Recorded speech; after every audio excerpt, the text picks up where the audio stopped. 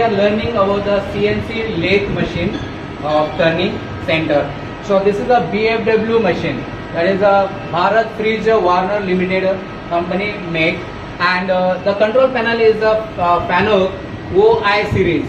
Okay, so this is the soft key, which is a program to be edited here, and then this is the hard key.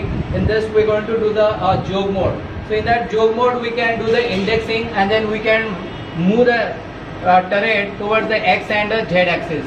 That's our. So here this is about the emergency button, switch on off, or else we can release. And then these are the various settings for feed, speed, and then jog mode, MDI mode, different modes we can do it. Then there is a on and off button, this one, and indexing the turret. Okay, so those turrets are like one is a toolbar, and then ID toolbar, OD toolbar, and there are different types of insert are used. There is a CNC insert, okay, then CCMT, VBMT. There are different insert which is made up of a carbide cementite machine, a carbide cementite material. Okay.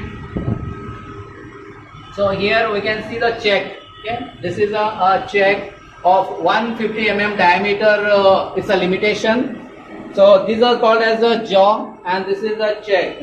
Okay, and this is a spindle. So thank you very much.